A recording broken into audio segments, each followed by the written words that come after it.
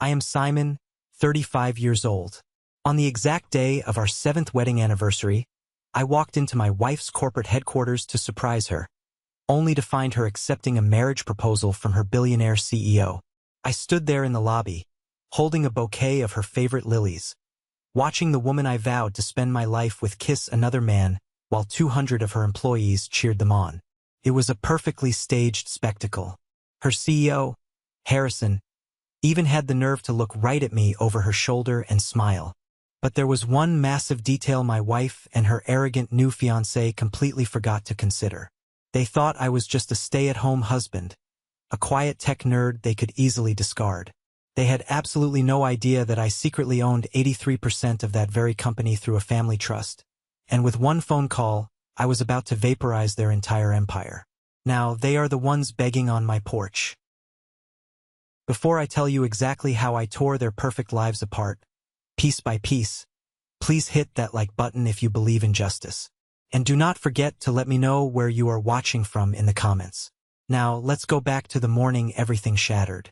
The morning of our 7th anniversary began with the deceptive calm that often precedes a disaster.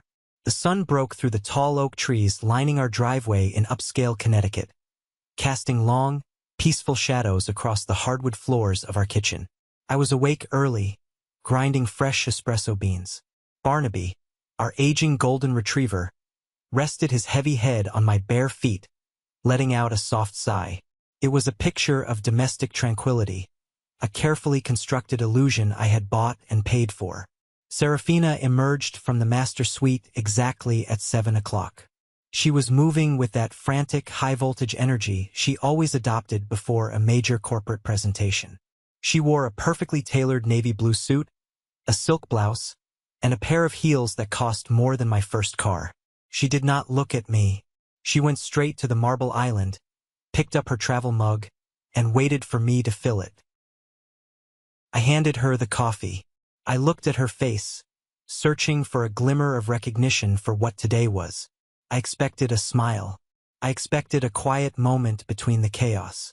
Instead, she checked her expensive smartwatch, the one I had gifted her for her last promotion to Chief Operating Officer. She told me she had a massive quarterly review meeting and that the board of directors was expecting a flawless presentation on the new hospital integration software. She said she would be home late, perhaps very late, and told me not to wait up. She leaned in and pressed her lips against my cheek. It was a cold, practiced motion. Felt like being kissed by a marble statue. Then, she turned on her heel, grabbed her designer briefcase, and walked out the door. The heavy oak door clicked shut behind her, echoing in the quiet house.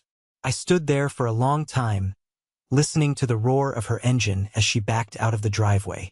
I told myself it was just work. I told myself that scaling a tech company required immense sacrifice. That was the lie I fed myself every single day to tolerate the growing canyon between us. I had my own plans for the day. 7 years is a significant milestone, and I was determined to bridge the gap her ambition had created. I wanted to remind her of the couple we used to be before the boardroom consumed her. By mid-morning, I drove downtown to an exclusive boutique travel agency. I sat across a mahogany desk from a travel agent and paid cash for 2 first-class tickets to the Maldives. I mapped out the entire surprise in my head. I would drive to Harlow Reed Technologies, bypass the security desk because I technically owned the building, and walk right into her office. I would present the flowers, hand her the thick envelope containing the flight itineraries, and tell her we were leaving on Friday. No laptops, no corporate emergencies, just the two of us, finding each other again. I arrived at the Harlow Reed headquarters right at noon.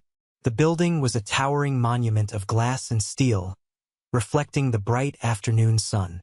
It was an intimidating structure. I had not set foot inside this lobby for over 18 months. I preferred the solitude of my home office, maintaining the complex back-end architecture of the software while Serafina thrived under the bright lights of public leadership. I pushed through the revolving doors, holding the massive bouquet of lilies. The lobby smelled of polished concrete and expensive air purifier scents. Behind the curved reception desk sat a young woman I had never seen before. Her name tag read Clara. She wore a headset and was rapidly typing on her sleek computer terminal. When Clara looked up and saw the flowers, her eyes widened in absolute delight. She took off her headset and gave me a bright, welcoming smile. She did not ask for my identification. She did not ask if I had an appointment. She looked at the lilies and asked me if I was here for the big celebration. I smiled warmly, adjusting the weight of the bouquet in my arms. I assumed Serafina had finally closed the massive regional hospital contract she had been obsessing over for the past 3 quarters. I told Clara that I suppose I was, and I asked if the executive team was in the main conference room. Clara pointed a manicured finger toward the double glass doors leading to the central atrium. She told me the entire company was gathering right now, that I had perfect timing, and that I should hurry before the speeches started. I thanked her and walked toward the doors. I pushed them open and stepped into the atrium. The sound hit me like a physical wall. I heard the roaring, thunderous applause before I could fully comprehend the scene. The atrium was a massive open space with a soaring glass skylight. There were easily 200 employees gathered around a raised, white platform in the center of the room. A professional string quartet was playing a lively, triumphant piece in the corner. Waiters in black vests were weaving through the crowd, carrying silver trays loaded with crystal flutes of champagne. It looked like a gala. It looked like a coronation. I stayed near the back of the room, standing behind a massive potted fern. I did not want to ruin her moment of professional glory. I scanned the crowd and found her. Serafina was standing on the platform directly under the natural light pouring in from the skylight. She looked absolutely radiant. She was glowing with a kind of euphoric joy I had not seen on her face in years. And standing right next to her, holding a microphone, was Harrison. Harrison was the chief executive officer. He was a self-proclaimed visionary, a billionaire who wore custom Italian suits, drove a pristine Rolls-Royce, and regularly gave magazine interviews about his relentless drive for perfection. He was handsome, charismatic, and ruthlessly ambitious. Harrison spoke into the microphone. His voice echoed through the high-end speaker system. He started talking about the future. He talked about finding the perfect partner. He talked about how true success required a co-pilot who shared your exact vision for the world. I stood there, holding the lilies, smiling like an absolute fool. I genuinely believed he was announcing her promotion to president of the company. I felt a surge of pride for my wife. Then Harrison handed the microphone to an assistant. He turned to Serafina. He took both of her hands in his, and then he dropped to one knee. The entire atrium went completely, suffocatingly silent. For a fraction of a second, time simply stopped. My brain violently rejected the visual data my eyes were sending it. I watched Harrison reach into his tailored jacket pocket. I watched him pull out a black velvet box. He flipped it open, revealing a diamond so large it caught the sunlight and cast fractured rainbows across the platform. Serafina covered her mouth with both hands. Tears of pure, unadulterated happiness streamed down her face. She nodded her head rapidly, a frantic gesture of absolute acceptance. Harrison stood up. He took the ring from the box and slid it onto her left ring finger.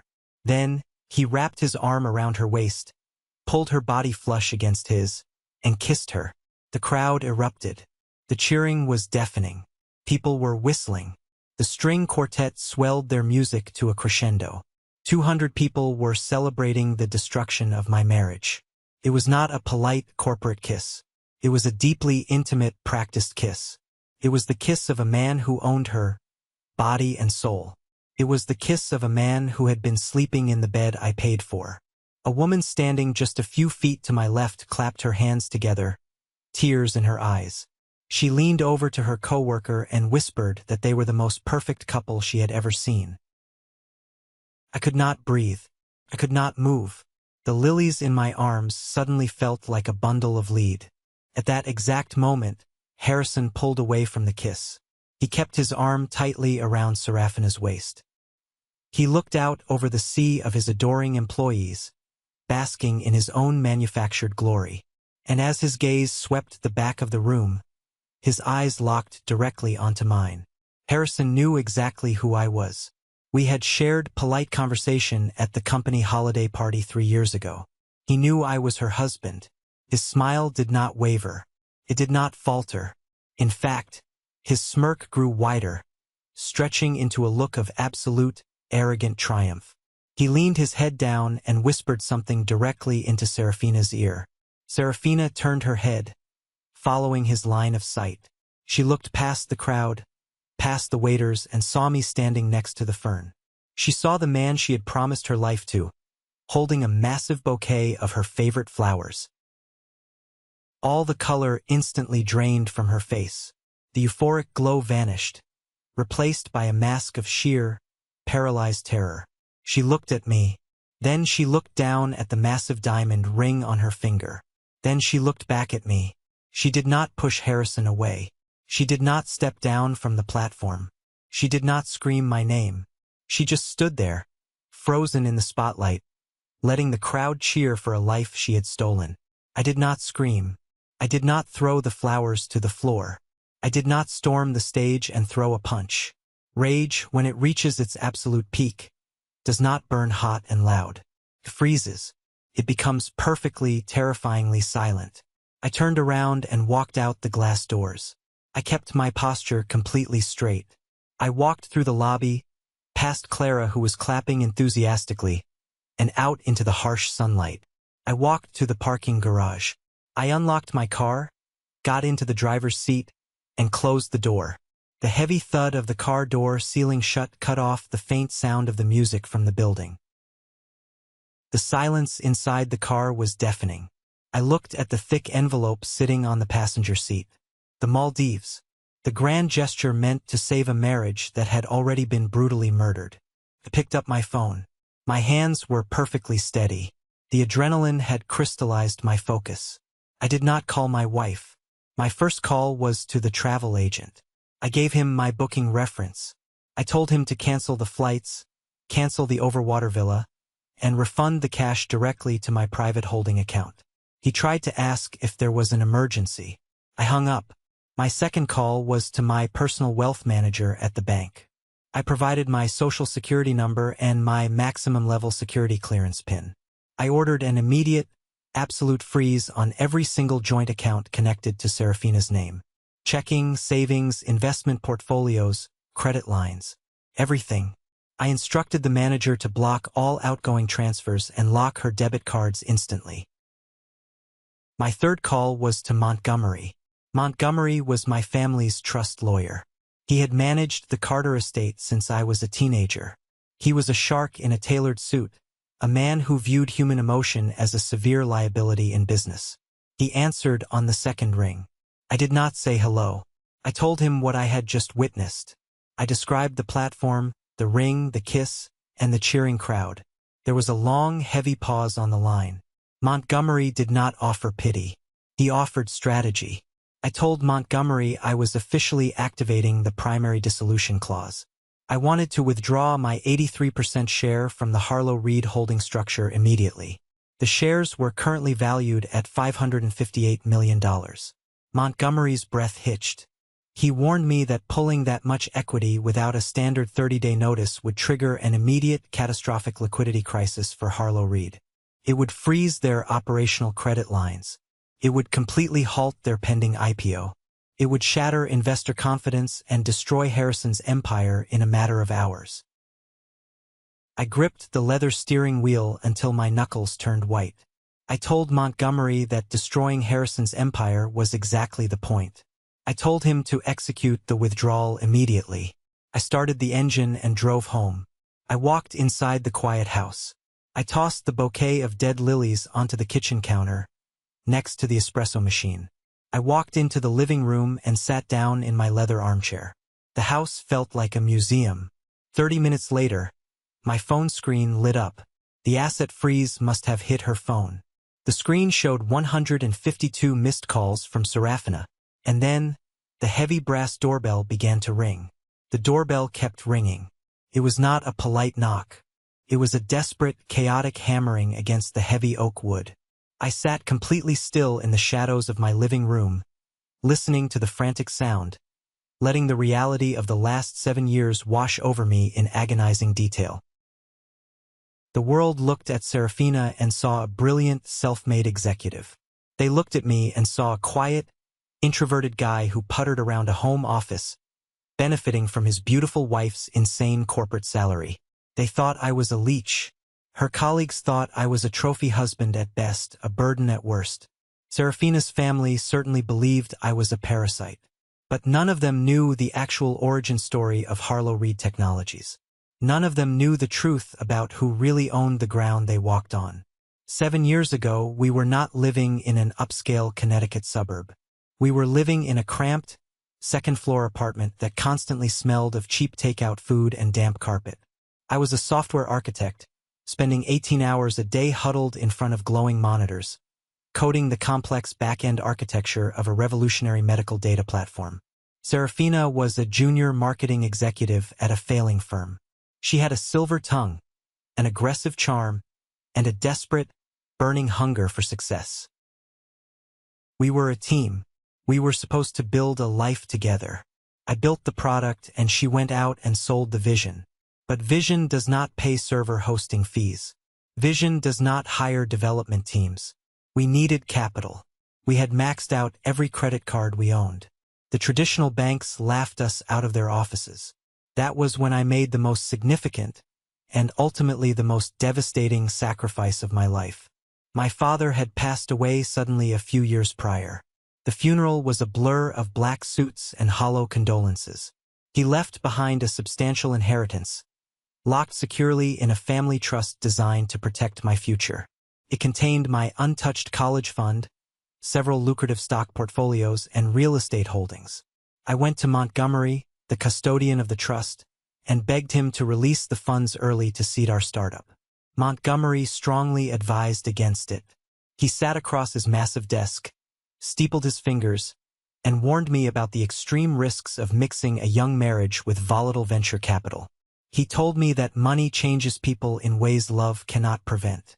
But I was young and I loved her. I trusted her implicitly. I overrode his objections and poured every single dime of my inheritance into Harlow Reed. Because I provided 100% of the capital and wrote every line of the original code, the family trust legally retained 83% ownership of the corporation. The paperwork was ironclad. But as the company prepared for its public launch, Serafina sat me down on the floor of our cramped apartment. She held my hands, looked deep into my eyes, and begged me to stay behind the scenes. She argued that the tech investment world was brutal and misogynistic. She said investors wanted to see a dynamic, aggressive, highly visible CEO, not a quiet coder. She asked me to let her be the face of the company. She promised me that when we finally made it big, when the struggle was over, we would share the kingdom equally. I agreed. I wanted her to shine. I stepped back into the shadows, handed her the crown, and let her take absolutely all the public credit. As the company grew into a multi-million-dollar enterprise, Serafina fundamentally changed. The woman who used to share a cold slice of pizza with me at 2 a.m. vanished completely. She was replaced by a corporate executive who wore $1,000 shoes, complained bitterly about the lack of valet parking at high-end restaurants, and spent her weekends at exclusive corporate retreats I was never invited to attend. And then there was the nightmare of her family. Her mother, Beatrice, and her younger brother, Preston. Once the money started flowing, my money, generated by my product, Beatrice and Preston attached themselves to us like leeches. Every Thanksgiving dinner transformed into a psychological war zone. Beatrice would sit at the head of my dining table, drinking expensive wine that I had purchased, and loudly ask when I was going to get off the couch and get a real job. She would compare me unfavorably to the husbands of her wealthy country club friends, surgeons, hedge fund managers, men who put on suits and drove to high-rise offices every morning. Preston was infinitely worse. Preston was the golden child, a 26-year-old aspiring DJ who absolutely refused to work a legitimate job. He constantly asked Serafina for massive financial handouts, treating my home like his personal ATM. He drove a luxury car he could not afford and wore designer clothes paid for by the company revenue. I remember last Thanksgiving vividly. The dining room was filled with the smell of roasted turkey. Beatrice looked right at me over the table, her eyes dripping with condescension. She said it was a profound tragedy that Serafina had to carry the financial burden of our entire household. She said it must be utterly exhausting for a brilliant woman to be the sole provider for a grown man. Serafina sat right next to her mother. She took a slow sip of her Cabernet. She said absolutely nothing. She did not defend me. She did not mention the trust. She just let her mother humiliate me in my own home, in front of the food I provided. I swallowed my pride. I bit my tongue so hard I tasted blood. I kept my mouth shut because I believed in maintaining peace. I desperately convinced myself that Serafina's extreme stress regarding her promotion to COO was the reason she let them disrespect me. But the real cracks in the foundation started showing 6 months ago. Serafina began taking mysterious, prolonged weekend business trips. She claimed they were intensive strategy sessions with the board of directors regarding the upcoming IPO. She started putting a complex numerical passcode on her phone, shielding the screen whenever I walked into the room. She started coming home late, smelling faintly of high-end men's cologne, smoothly lying that she had just hugged a client after a celebratory dinner. I buried my suspicions deep in my chest. I was completely blinded by my loyalty. I actively refused to believe that the woman I built an empire for would ever stab me in the back. I thought if I just gave her more space, more support, she would find her way back to me.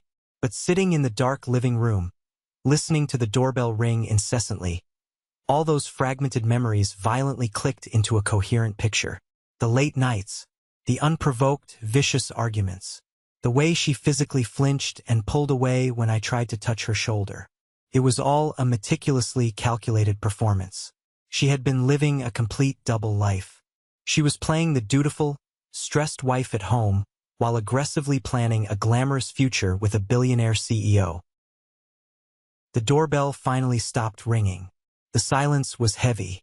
Then, I heard the metallic click of the front door lock. She had used her emergency key. I remained seated in the leather chair. The hallway chandelier flicked on, casting a long, sharp shadow across the hardwood floor. The air in the house suddenly felt electric, heavy with impending violence. Serafina stepped into the living room. Her appearance was a stark contrast to the radiant woman I had seen on the platform just an hour ago. She looked completely frantic. Her perfectly styled hair was disheveled, strands falling across her face. Her makeup was slightly smudged under her eyes. She was breathing heavily, her chest heaving as if she had sprinted all the way from the corporate office. I looked past her shoulder, through the large front bay window, and saw a brand new Porsche Macan parked crookedly in the driveway. It gleamed maliciously in the afternoon sun. I had never seen that vehicle before. It certainly was not purchased through our joint accounts. She walked toward me, her hands raised in a desperate, placating gesture. She started speaking rapidly before I even had a chance to open my mouth. She told me I had it all wrong. She said my brain was jumping to the worst possible conclusion. She claimed the elaborate proposal in the atrium was nothing more than a massive, highly coordinated PR stunt. She spoke fast, her words stumbling over each other. She claimed Harrison believed a romantic engagement angle would humanize the company leadership, creating viral buzz right before the massive IPO launch next quarter. She actually stood there in the living room of the house I bought and tried to convince me that accepting a diamond ring from another man, kissing him passionately in front of 200 people, was a standard corporate strategy. I let her finish her desperate, pathetic, insulting speech. I did not raise my voice. I did not stand up. I simply leaned forward, resting my elbows on my knees, steepling my fingers together. I looked her dead in the eye. I asked her, my voice eerily calm, if the PR stunt included the exact way his mouth tasted when she kissed him. I asked her if the PR stunt involved the brand new Porsche Macan currently parked in our driveway, leaking oil onto my pristine paving stones. She flinched as if I had struck her across the face. The elaborate lie shattered instantly. She dropped her hands to her sides. The false, desperate panic faded from her features, rapidly replaced by cold, calculating, defensive anger. She realized I was not the gullible tech nerd she thought I was. She realized I was not going to be gaslight. She crossed her arms defensively over her chest. Her tone shifted from pleading to venomous. She told me to grow up. She said I had absolutely no idea what it took to operate at her elite executive level. She actually had the audacity to try and blame me. She claimed I had completely checked out of the marriage years ago, that I was far too comfortable being a nobody, sitting at home in sweatpants while she carried the crushing weight of the entire world on her shoulders. She called me weak. She said Harrison was a real man who understood ambition. Before I could tear her delusional argument apart, my cell phone vibrated aggressively in my pocket. The caller ID showed Montgomery. I held up a single index finger, silencing my wife mid-sentence, and answered the call. I put the phone to my ear. Montgomery's voice, usually a smooth, unshakable baritone, was devoid of its usual calm demeanor. He sounded genuinely alarmed. He told me his team of paralegals were currently executing the massive asset freeze and the equity withdrawal protocol, but they had hit a catastrophic roadblock. Montgomery explained that he was looking at a massive series of financial documents filed over the last 18 months. Equity transfers, massive corporate loans secured against the company's valuation, and, most sickeningly, a massive second mortgage taken out on our primary real estate, the very house we were standing in. Every single document authorized the movement of millions of dollars out of the protective trust and into untraceable private offshore accounts. I felt the blood physically freeze in my veins. The room spun slightly. I asked Montgomery, my voice dangerously low, who exactly authorized those massive transfers. There was a terrible pause on the line. I could hear Montgomery shuffling papers. Then he said, "You did, Simon. Your legal signature is on every single page." The bank validated them. I slowly lowered the phone from my ear. I stared at Serafina. She was watching me, her eyes darting nervously around the room, reading the shift in my demeanor. I had never signed a single document releasing equity. I had never authorized a second mortgage on the house. I kept all the trust paperwork securely locked in a reinforced safe deposit box at a private bank downtown. I put the phone back to my mouth. I told Montgomery, articulating every single syllable clearly, that the signatures were entirely forged. I told him to lock everything down immediately, flag the accounts with federal authorities for massive wire fraud, and prepare to file an immediate, devastating lawsuit against both Serafina and the executive board of Harlow Reed. I hung up the phone and slipped it into my pocket. I stood up. I am a full foot taller than her, and for the first time in our entire 7-year relationship, I let her see the absolute, unfiltered fury burning behind my eyes. I did not hide the monster she had awakened. I walked slowly toward her. The air in the room felt thick enough to choke on. She took a step back, her heel hitting the edge of the glass coffee table. I asked her exactly how much money she stole from my family's trust. I asked her how much of my dead father's money she used to finance her affair. Her jaw tightened. She tried to deny it, but her voice shook violently. She stammered. She said she just leveraged some liquid assets to keep the company afloat during a historically bad financial quarter. She said I wouldn't understand the complex financial mechanics of corporate debt structuring. I stepped closer, invading her space until she was forced to lean back. I told her I understood the mechanics of a federal fraud charge perfectly well. I told her she had forged my legal signature. She had systematically stolen millions of dollars from the man who gave her absolutely everything, and she used my inheritance to fund her glamorous, sickening life with Harrison. The betrayal was so deep, so methodical, it was almost impossible to comprehend. She had not just broken my heart. She had meticulously tried to destroy my financial future, leaving me with massive debt while she prepared to marry a billionaire. I raised my arm and pointed a rigid finger toward the front door. I told her to get out. She tried to argue. She planted her feet. She said this was her house too. She said her name was on the deed. She said we needed to sit down, pour a drink, and talk to a divorce lawyer like civilized, rational adults.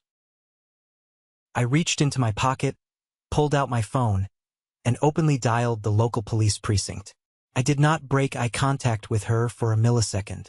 I told her that if she was not out of my house in exactly 60 seconds, I would have her arrested for criminal trespassing, and I would hand over the forged mortgage documents to the financial crimes detectives tonight.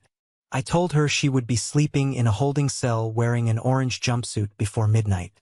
She looked deeply into my eyes and saw the absolute truth. I was entirely done. The husband she could manipulate was dead. She grabbed her designer purse, her hands shaking violently. She gave me a look of pure, concentrated hatred, a look that confirmed she had never truly loved me at all. She turned, walked out the door, and slammed it behind her. I watched through the window as she got into the Porsche Harrison bought her with my money, ground the gears, and sped away, leaving black tire marks on the driveway.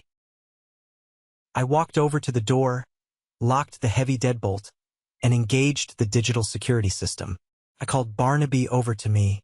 I sat heavily on the floor with my dog, burying my face in his golden fur, feeling the crushing, echoing silence of the empty house press in on me.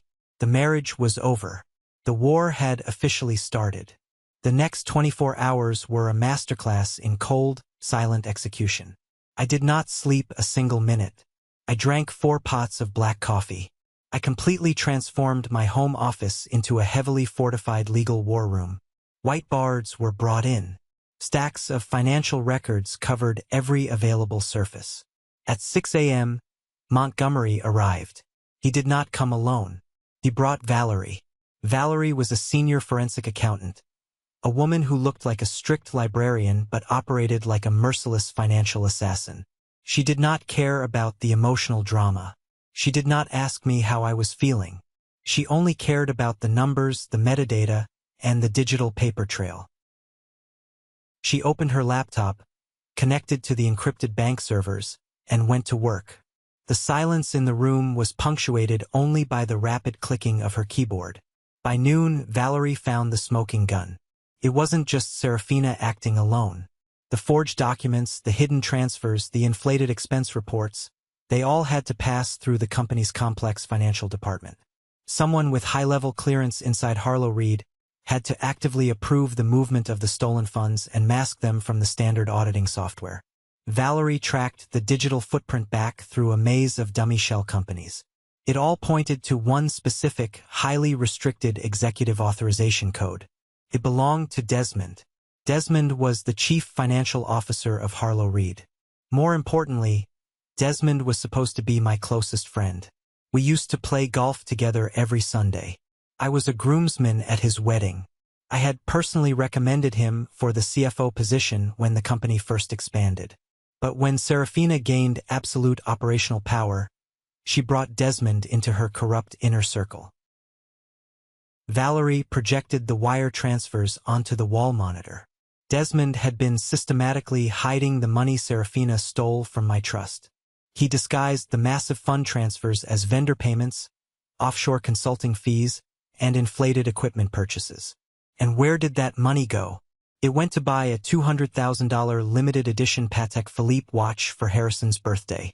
It went to pay for a staggering 2-year lease on a luxury penthouse condo in the city, where I assume she and Harrison spent their strategy weekends, sweating the sheets. And incredibly, disgustingly, a significant chunk of it went directly into the private checking account of Preston, my worthless brother-in-law, disguised as a fake salary for a marketing consultant role that didn't exist. Desmond had actively helped my wife funnel my dead father's money to her billionaire lover and her parasitic family. Right as Valerie was highlighting the routing numbers in red, my cell phone rang on the desk. The caller ID showed Desmond's name. He was panicking. The automated security alerts from the massive asset freeze Montgomery initiated must have finally hit his desk. He realized the accounts were locked. He realized someone was looking at the books. I stared at his name flashing repeatedly on the screen. The old me, the naive, trusting husband, would have answered the phone and demanded a tearful explanation. The new me simply stared at the screen, letting it ring. I hit the ignore button, let him sweat, let him pace his office and realize the walls of his prison cell were rapidly closing in. An hour later, my phone rang again. This time, it was a FaceTime call. It was Beatrice, my mother-in-law. I pressed accept and put the phone on speaker, laying it flat on the desk so Montgomery and Valerie could hear every word. Beatrice did not bother saying hello. She immediately started screaming at me through the phone speaker. Her voice was shrill and filled with absolute entitlement. She demanded to know why Serafina's platinum credit cards were declining at the high-end boutique down the street. She called me a controlling, psychotic monster. She said I was financially abusing her brilliant daughter simply because I was insecure about my own pathetic lack of a career. I let her vent. I sat back in my chair, crossed my arms, and listened to the woman who had eaten my food, drank my wine, and lived off my money for 7 years curse my name with venomous hatred. Then Preston jumped into the frame. He must have been standing right next to her at the boutique counter. He laughed, a cruel, mocking, arrogant sound. He pointed a finger at the camera and told me I was pathetic. And then, riding high on his own arrogance, he made the ultimate fatal mistake. He proudly stated that he was glad Serafina was finally moving on with Harrison. He bragged, loudly, that the entire family had gone out to a celebratory dinner with Harrison over 6 months ago at a private Michelin star restaurant. He said Harrison was a real man, a real provider, and that the family had been waiting impatiently for the day Serafina would finally drop a deadweight loser like me. I smiled. A cold, genuine, terrifying smile. They knew. The whole family knew about the affair for over half a year. They actively encouraged it because Harrison was a billionaire. They sat at my table, ate my turkey at Thanksgiving, and smiled in my face while actively plotting to replace me with a richer man. I leaned closer to the phone microphone. I didn't yell. I kept my voice incredibly calm, devoid of any emotion. I told Beatrice and Preston that their free ride was officially over. I told them the credit cards were permanently shut off. I told them the monthly allowance Serafina had been illegally sending them from my accounts was gone forever. Before they could even process the words, I ended the call. I looked up at Montgomery. He was sorting through a thick stack of corporate board meeting protocols. I asked him when the emergency board of directors meeting was officially scheduled. Montgomery checked his gold pocket watch. He told me it was set for exactly 9 a.m. the following morning. Harrison had called it urgently, likely to reassure the panicked investors about the frozen credit lines and to legally push my trust out of the company entirely. Harrison arrogantly thought he held all the cards. He thought he was dealing with a defeated, heartbroken cuckold. I stood up and smoothed the front of my shirt. I looked at the whiteboard covered in evidence of their crimes. I told Montgomery to make sure my high-definition webcam was fully operational. Tomorrow morning, I was going to officially introduce myself to the board of directors, and I was going to burn Harrison's stolen kingdom straight to the ground. The morning of the emergency board meeting arrived with a bitter, biting cold that seemed to seep straight through the walls of my Connecticut home. Outside my window, a heavy storm was rolling in, the sky painted in bruised shades of purple and charcoal gray. The wind violently rattled the thick glass of my home office windows, but inside, the atmosphere was completely still. It was the kind of heavy, suffocating stillness that always precedes a massive explosion. It was exactly 8:45 in the morning. I sat behind my heavy oak desk, staring at the blank, high-definition monitor mounted on the far wall. The digital clock in the bottom right corner of the screen seemed to tick forward in agonizing slow motion. Montgomery, my fiercely loyal and ruthless family lawyer, was seated to my right. He was meticulously arranging thick, heavy folders of financial records, legal statutes, and sworn affidavits. He moved with the precise, calculated efficiency of a surgeon preparing to amputate a diseased limb. Valerie, the senior forensic accountant who had stayed awake for 36 straight hours tracing the stolen funds, sat to my left. She was already securely logged into the encrypted banking server. Her fingers hovered steadily over her illuminated keyboard, fully prepared to deploy the devastating financial evidence like a tactical military strike. I was wearing a dark, perfectly tailored charcoal suit, a crisp white shirt, and a solid black tie. I had not worn a suit of this caliber since my own father's funeral many years ago. Sitting there in the quiet room, waiting for the video conference link to activate, I realized this morning felt very much like another funeral. I was preparing to permanently bury the pathetic, naive, excessively trusting version of myself. I was burying the man who had willingly sacrificed his own identity, his own college fund, and his own inheritance to build a corporate kingdom for a woman who ultimately despised him. At exactly 8:55, the encrypted video conference portal went live. The massive wall screen immediately split into multiple high-resolution grid squares, illuminating my dark office with a harsh blue light. One by one, the elite board of directors of Harlow Reed Technologies logged into the emergency session. I kept my own high-definition camera completely disabled and my microphone firmly muted. On their screens, I was nothing but a silent, anonymous black square labeled with the simple text, Carter Family Trust, Equity Representative. They had absolutely no idea that the man sitting in silence behind that dark square was the exact same guy who had spent 18 hours a day coding the very software platform that paid for their luxury vacation homes. I recognized every single face populating the digital grid. There was Reginald, the elderly chairman of the board. He was sitting in his sprawling mahogany-paneled library, surrounded by antique books. He was a man of old money who valued traditional corporate stability above all else, and this morning he looked incredibly stressed. The deep lines around his mouth were tightly drawn.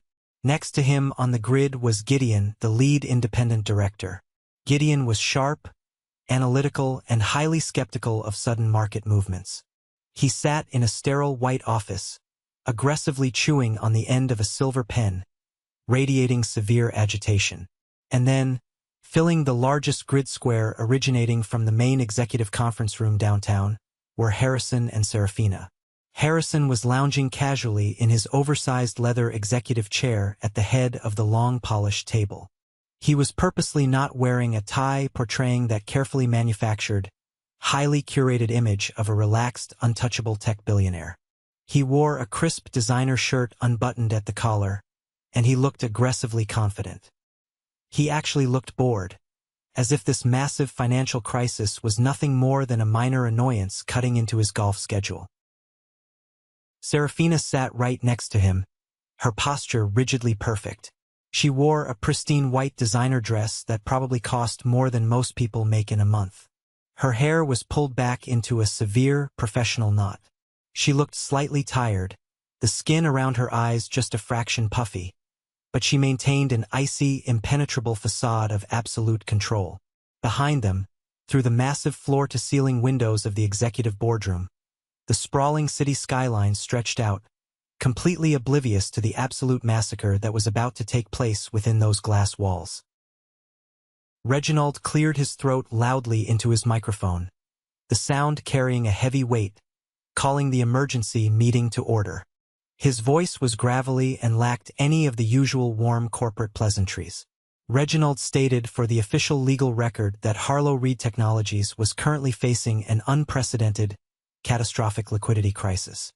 He explained in stark terms that the Carter Family Trust, which legally held 83% of the voting shares, had abruptly initiated a hostile equity withdrawal.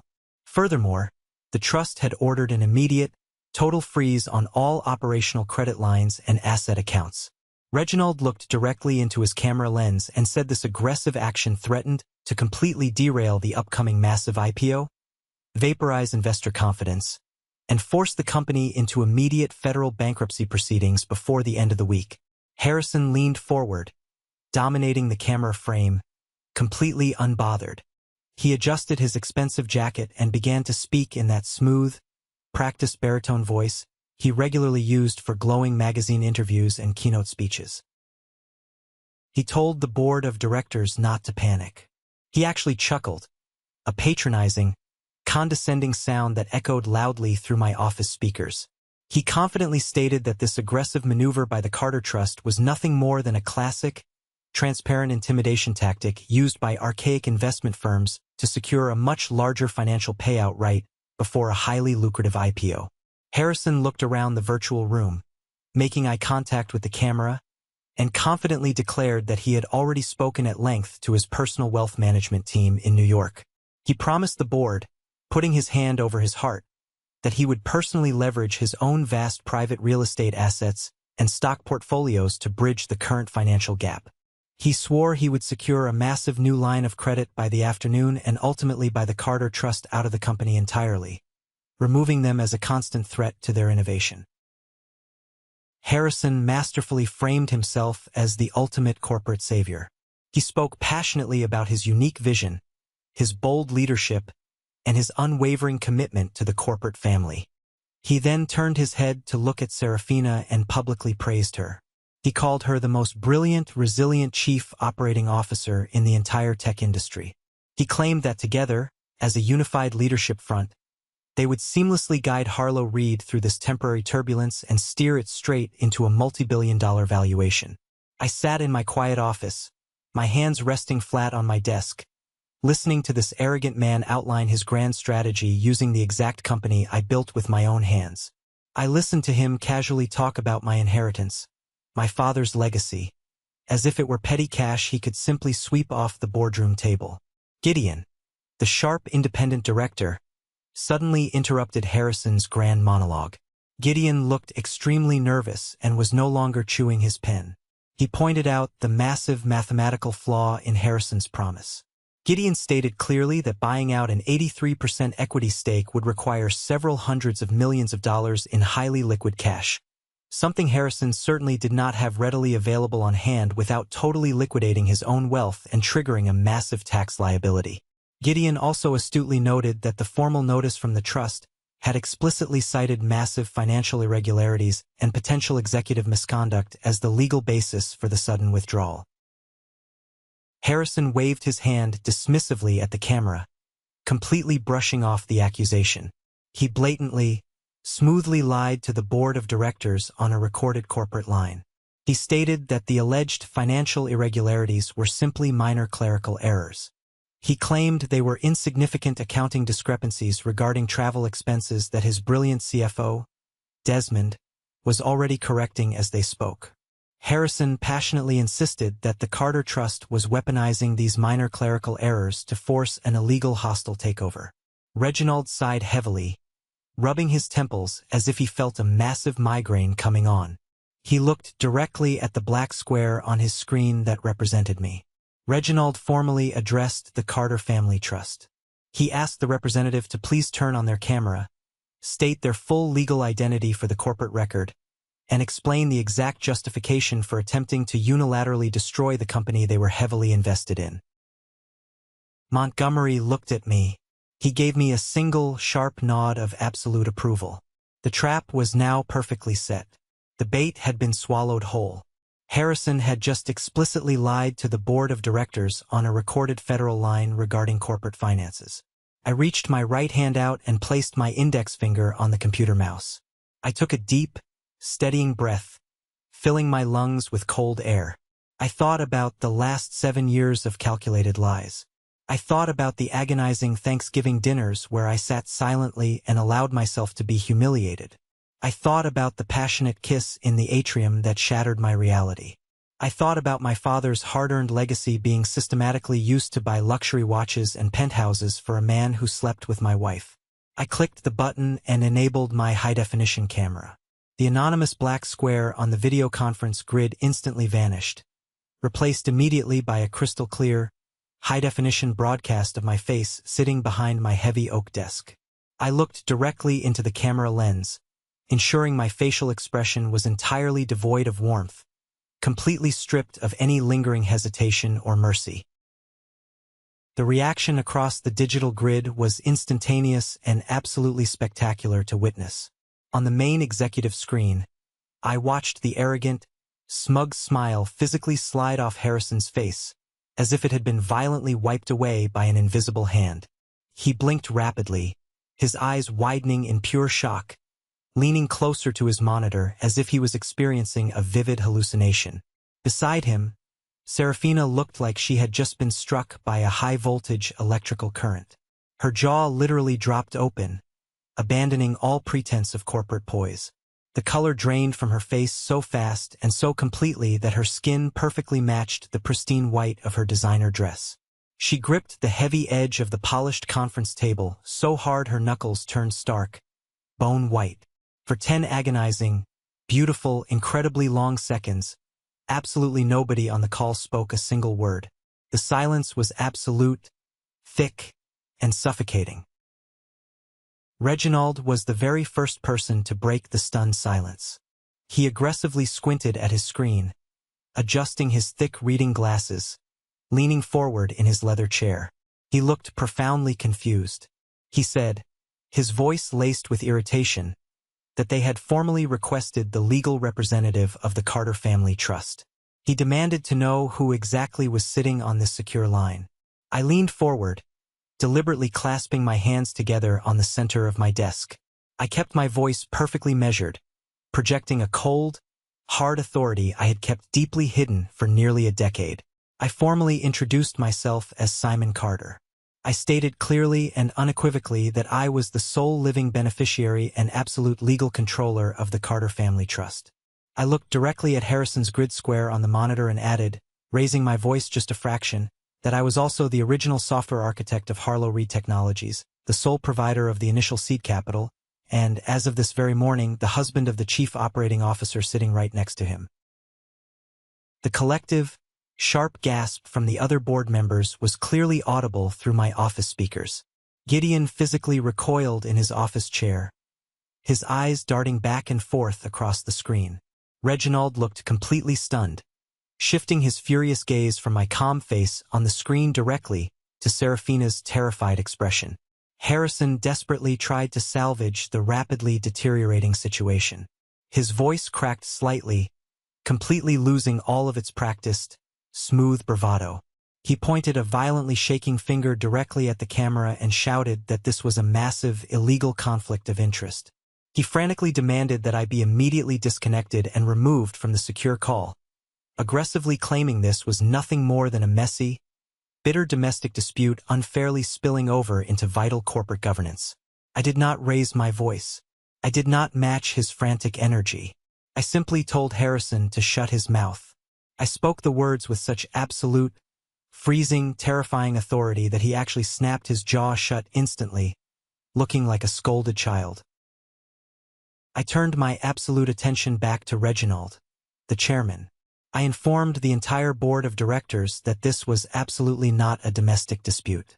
I stated for the official record that this was a critical emergency intervention designed to stop a massive, highly coordinated federal wire fraud conspiracy happening right under their noses. I told them without flinching that my wife and their trusted CEO had been using Harlow Reed as their personal, untraceable piggy bank to fund a lavish, illicit affair, and they had done so by systematically forging my legal signature on federal loan documents. Serafina finally found her voice. It was high-pitched, shrill, and completely hysterical. She lunged toward the center boardroom microphone and screamed that I was lying to everyone. She called me a jealous, vindictive, mentally unstable psychopath. She frantically told the board that I was intentionally trying to ruin her pristine career because I was deeply threatened by her massive success, her wealth, and her upcoming promotion to president. I did not argue with her. I did not defend myself against her pathetic insults. I simply turned my head and gave a sharp nod to Valerie. Valerie immediately pressed a single hotkey on her laptop. Instantly, she bypassed the security protocols and hijacked the primary screen sharing function of the video conference. The faces of the panicked board members shrank to a small column on the side, and the main display screen was entirely filled with high-resolution, undeniable scans of internal financial documents. Valerie's cold, clinical, utterly emotionless voice began narrating the devastating presentation. She first displayed the massive secondary mortgage taken out on my primary real estate in Connecticut. She highlighted the forged signatures at the bottom of the page in thick, bright red circles. She then displayed a side-by-side forensic comparison of my actual verified signature next to the crude, rushed forgeries Serafina had executed to secure the massive loans. The visual difference was completely undeniable to anyone with eyes. Next, Valerie swiftly pulled up the highly classified internal routing numbers and banking ledgers. She showed the board exactly, step by step, how Desmond, the chief financial officer they all trusted, had explicitly authorized the transfer of millions of dollars out of the protective trust accounts. She detailed how he washed the stolen money through a complex web of dummy vendor invoices and offshore shell corporations to avoid standard quarterly audits. Valerie did not stop there. The killing blow was the itemized expenses. She showed the exact, unredacted receipts. She showed the horrified board the invoice for a $200,000 Patek Philippe luxury watch, billed directly to the company ledger as a critical client retention expense. She showed the ironclad 2-year lease agreement for a luxury downtown penthouse suite, falsely listed on the corporate books as a remote strategy and development hub. She even showed the massive, entirely fraudulent biweekly salary payments being funneled directly into the private checking account of Preston, a man who had never once set foot inside the Harlow Reed building or contributed a single hour of labor. I sat back and watched the elite board members process the devastating, undeniable reality unfolding on their screens. They were not looking at a bitter husband making wild accusations. They were looking at hard, undeniable, federally prosecutable evidence of massive corporate embezzlement, identity theft, and wire fraud committed by their top executives. Gideon forcefully unmuted his microphone. His face was a dark shade of purple with righteous rage. He looked directly at Harrison and Serafina on the screen and aggressively demanded an immediate, coherent explanation. This was the exact moment the rats violently turned on each other to survive. Harrison realized in a fraction of a second that his entire carefully constructed billionaire facade was collapsing into dust. He realized the SEC and federal authorities would be kicking down his front door before he even ate lunch. He looked at the damning evidence on the screen. Then he looked at the terrified woman sitting next to him. Harrison stood up so fast his heavy leather executive chair violently crashed to the hardwood floor behind him. He threw his hands high in the air and completely, ruthlessly threw the woman he had romantically proposed to just 24 hours ago straight under the heaviest bus he could find. He shouted into the microphone that he had absolutely no idea where the money came from. He pointed an accusatory finger directly at Serafina's face and yelled that she had repeatedly told him she was independently wealthy from a previous tech buyout. He claimed she entirely managed all the internal finances with Desmond and that he, as the visionary CEO, was purposely kept completely insulated from the day-to-day accounting department. He actually looked deeply into the camera and played the desperate victim, claiming Serafina had maliciously deceived him in a calculated effort to buy his affection and secure her own promotion. Serafina stared up at him, her eyes wide with absolute, world-shattering horror. The powerful man she had willingly destroyed her marriage for, the man she had stolen millions of dollars for, was entirely abandoning her the absolute second the ship started sinking into the ocean. She reached out with shaking hands and grabbed his expensive jacket sleeve, crying, begging him to stop talking, desperately reminding him that they were in this together. Harrison ripped his arm away from her frantic grasp with genuine, visible disgust. He looked at the camera, told the board his elite legal team would be in touch within the hour, and stormed aggressively out of the conference room. A few short minutes later, looking through the floor-to-ceiling windows behind Serafina on the video feed, I watched Harrison's sleek black Rolls-Royce speed out of the reserved executive parking lot, fleeing the massive disaster he actively helped create. He left her sitting there, completely alone, in the massive, echoing boardroom. Reginald did not hesitate for another second. The board took an immediate, unanimous, aggressive emergency vote. They formally terminated both Serafina and Desmond for absolute, undeniable cause. They voted to instantly strip them of all unvested stock options, sever all severance packages, and formally directed corporate counsel to cooperate fully and aggressively with federal authorities regarding the massive embezzlement and fraud charges. I looked at Serafina on the screen one last time. She was completely broken, staring blankly at the empty leather chair beside her, her chest heaving with silent sobs. The glittering corporate kingdom was completely gone. The billionaire prince had fled. I calmly reached forward and ended the video call, plunging the screen back into darkness. The silence that instantly filled my home office after the video call ended was heavy, profound, and incredibly satisfying. Montgomery methodically packed up his thick legal files and closed his leather briefcase, nodding his head in quiet, grim satisfaction. The surgical precision of our legal and financial strike had been entirely flawless. The cancer had been aggressively cut out of the company.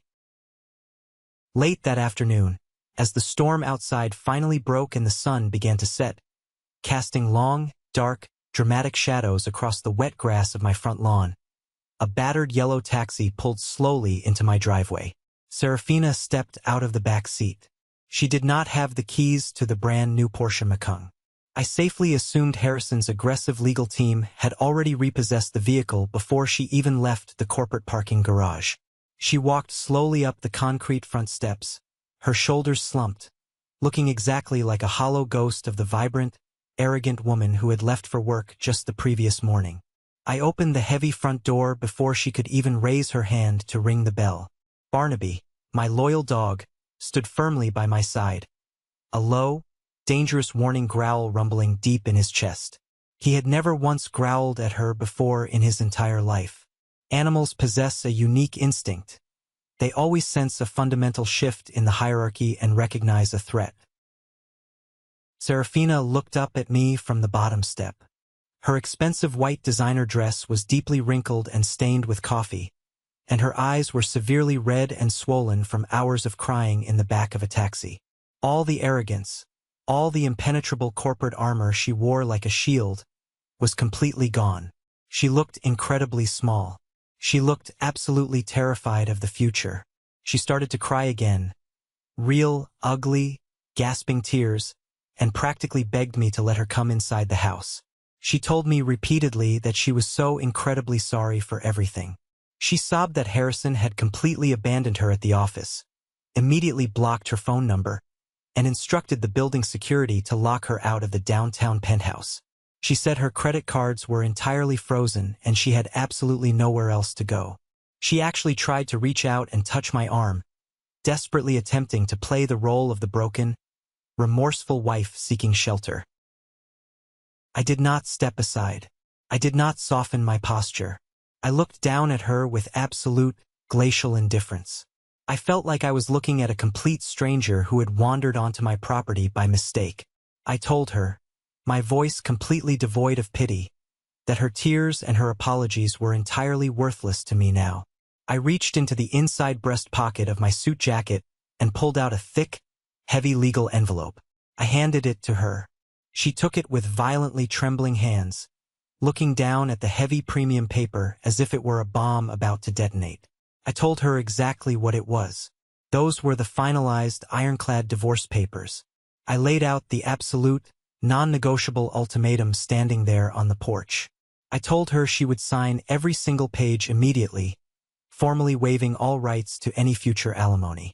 I demanded she make absolutely zero claim on any real estate, liquid cash, or retirement accounts. Furthermore, I demanded the immediate return of every single piece of expensive jewelry Harrison had bought her using my stolen trust money. I told her in plain English that she would walk away from our 7-year marriage with absolutely nothing but the wrinkled clothes currently on her back. She looked up at me, fresh tears spilling over her cheeks and dripping onto the envelope, and asked me how she was supposed to survive without a corporate salary or a home to live in. I looked at her and silently thanked God every single day that we never had children together, because if we had, I would be standing there fighting a vicious, toxic custody battle with a certified, manipulative sociopath. I leaned in close, ensuring she heard every single syllable. I told her that if she even attempted to fight the divorce agreement in court, if she hired a lawyer and demanded a single dime of my money, I would not just stop at firing her from the company. I would personally hand Valerie's complete forensic accounting files over to the federal district attorney the very next morning. I told her I would dedicate my massive fortune to ensuring she spent the next 10 to 15 years rotting inside a federal prison facility for wire fraud, identity theft, and grand larceny. She stared deeply into my eyes and saw the absolute, terrifying truth. I was not bluffing. I was fully, financially, and emotionally prepared to destroy her life completely if she pushed me. She nodded slowly, brokenly, clutching the thick legal envelope tightly to her chest like a shield. She turned around and began walking back down the steps toward the waiting taxi. But the universe, it seemed, was not quite finished delivering justice to my front door. Just as Serafina reached the end of the walkway, a loud, obnoxious sports car roared aggressively into the quiet cul-de-sac and slammed hard on the brakes, right in front of my house. It was Preston, driving the expensive car my stolen money had paid for. Beatrice, my mother-in-law, was sitting in the passenger seat, looking furious. They scrambled out of the car, slamming the doors, and ran up the driveway. Beatrice violently pushed past her weeping, broken daughter without even asking what was wrong, and marched straight up to my porch. Her face was twisted in an ugly, familiar mask of supreme entitlement. Beatrice pointed a manicured finger directly at my chest and started screaming at the top of her lungs. She demanded to know why the bank had just unexpectedly seized all the funds in her checking account while she was at the grocery store. She yelled that I was a vindictive, cruel, abusive monster for leaving her brilliant daughter stranded and cutting off the family's vital financial support. Preston stood right behind her, puffing out his chest, trying his best to look physically intimidating, aggressively demanding I turn the accounts back on immediately before he called his own expensive lawyer to sue me. I actually laughed out loud. It was a cold, sharp, genuine sound that echoed loudly in the quiet, damp neighborhood air. I looked directly at Beatrice and told her, speaking slowly so she could understand, that the money sitting in her account was stolen property, and the federal bank was simply repatriating stolen funds back to the rightful owner. I then shifted my gaze to Preston. I told him his fake, fraudulent marketing consulting salary was officially terminated forever, and that he was currently under active, severe investigation by the IRS for massive tax evasion regarding his unreported income. I told them, looking at all three of them, that they were all pathetic parasites who had finally managed to kill the host they were feeding on. Preston took an aggressive step forward onto the bottom step, puffing out his chest further, trying to physically intimidate me into backing down. He yelled that I owed this family everything for putting up with my pathetic, introverted behavior for 7 years. Before I could even open my mouth to respond, Barnaby surged forward past my legs. The old, usually gentle golden retriever let out a ferocious, thunderous, terrifying bark, aggressively baring his sharp teeth and snapping his strong jaws just inches from Preston's leg. Preston shrieked loudly, sounding exactly like a terrified child, and scrambled backward in sheer panic, violently tripping over his own expensive designer sneakers and falling incredibly hard onto the wet concrete driveway. I reached down and grabbed Barnaby's collar, gently pulling him back to my side, praising him quietly. I looked at the pathetic scene playing out in my driveway, Serafina weeping uncontrollably by the taxi, Preston scrambling desperately on the wet ground trying to get away from a dog, and Beatrice standing frozen in absolute, terrified shock on the walkway.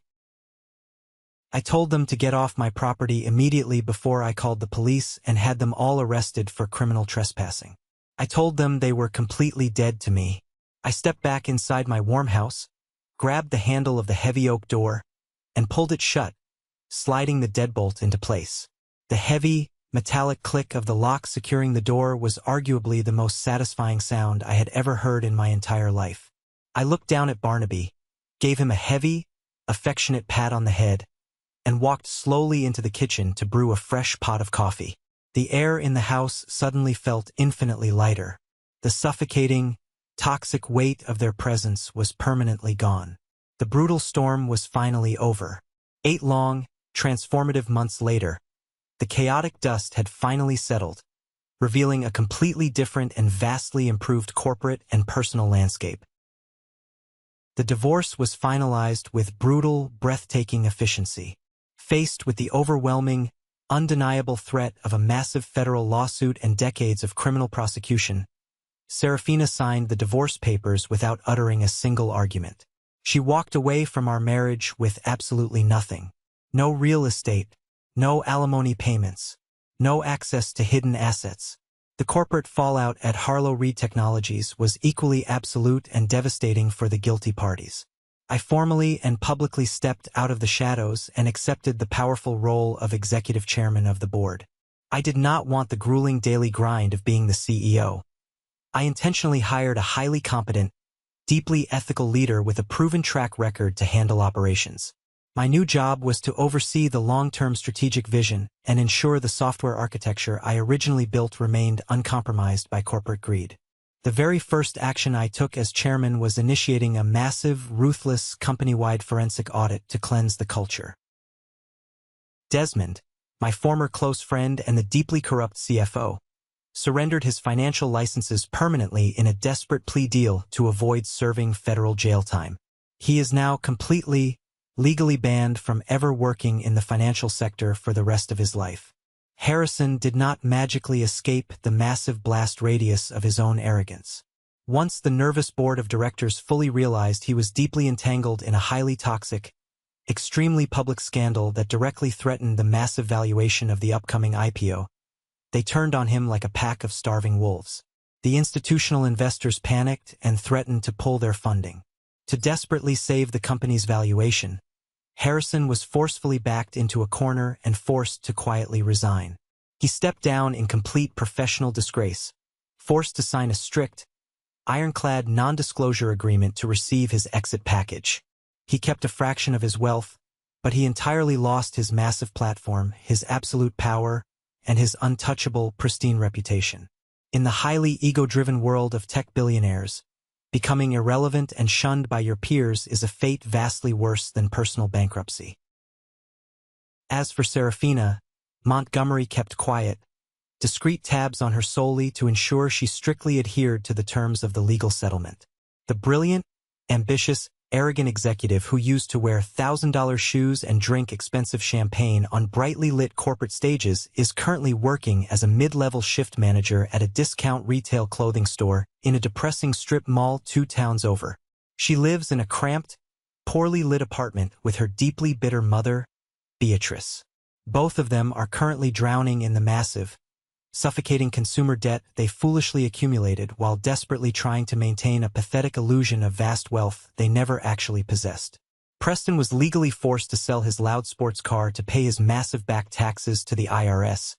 And last I heard, he is currently working grueling manual labor for a local landscaping company just to make ends meet. They got exactly the miserable life they worked so hard to earn. On a remarkably warm Friday evening in late spring, I found myself standing alone in the massive master bedroom of my house, quietly packing a small suitcase. I walked over to my desk, opened the bottom drawer, and pulled out the thick envelope containing the original flight itineraries I had purchased on the day of my disastrous 7th anniversary. The original dates had long since passed, but the massive credit remained safely in my private holding account. I had called my trusted travel agent earlier that week and rebooked the exact same trip. 10 uninterrupted days in a luxurious overwater villa in the Maldives. But this time, I purposely only booked one single first-class ticket. The Maldives was absolutely everything the glossy travel brochures promised it would be. It was a stunning paradise of endless, crystal-clear blue water, pristine white sand, and profound, deep, healing silence. I spent my long days swimming in the warm ocean, reading thick books I finally had time for, and simply existing in the moment without the crushing, exhausting weight of someone else's constant expectations pressing down on my shoulders. I was no longer a convenient stepping stone for someone's ambition. I was no longer an endless bank account for a family of parasites. I was just a man, finally finding his center and his peace again. On my very final evening on the island, as the sun began to slowly set, painting the massive sky in brilliant, breathtaking strokes of deep purple, fiery orange, and gold, I walked out barefoot to the very end of the long wooden pier extending far out into the Indian Ocean. The water below me was perfectly, glassily calm. I reached deep into the pocket of my linen trousers and pulled out my heavy gold wedding band. I had carried it with me for the entire duration of the trip, a physical reminder of the past. I looked down at the scratched gold ring sitting heavily in the palm of my hand. It didn't represent love, trust, or commitment to me anymore. It represented profound blindness. It represented a dark period in my life when I valued my own self-worth so incredibly little that I willingly allowed a family of toxic parasites to drain my life force and steal my joy. I took a deep, cleansing breath of the salty ocean air, reared my right arm back as far as I could, and threw the gold ring with all my strength as far as I possibly could out into the vast ocean. It caught the fading, golden sunlight for a tiny fraction of a second, sparkling briefly before plunging silently into the dark, deep water, sinking rapidly to the bottom, gone forever from my life. I exhaled slowly. For the absolute first time in nearly a decade, my lungs felt completely full. My mind was quiet. I learned a brutal, incredibly invaluable lesson through all of this agonizing trauma. Society often teaches us that true love requires massive sacrifice, that genuine partnership means willingly stepping back into the shadows to let someone else shine in the spotlight. But there is a massive, incredibly dangerous difference between lovingly supporting someone and foolishly allowing them to completely consume and destroy you. When you blindly hand over your absolute power, your financial security, and your core identity to someone who fundamentally lacks basic integrity, they will not protect your heart. They will ruthlessly harvest your resources until there is nothing left. I survived this disaster solely because I had the foresight to build a legal failsafe, a solid boundary they arrogantly did not know existed. But the real, enduring victory was not aggressively reclaiming my company or legally bankrupting the horrible people who betrayed me. The real, true victory was finally remembering my own intrinsic worth. I permanently stopped being a pathetic supporting character in someone else's arrogant narrative and finally took absolute control of my own life. Let's pause for a moment. Thank you for staying with me this far. You're truly amazing. Please help me by liking the video and commenting the number 1 below so I know you've been here with me until this point. This not only helps more people discover this story, but also lets me know that my experiences mean something to someone. Your support is the greatest motivation for me to keep sharing the rest of this journey. Have you ever faced something similar with your own family or a deeply toxic partner who tried to exploit your generosity? How did you ultimately draw the line and protect yourself? Share your personal story in the comments below, and don't forget to like and subscribe so you don't miss the next journey. Stay strong.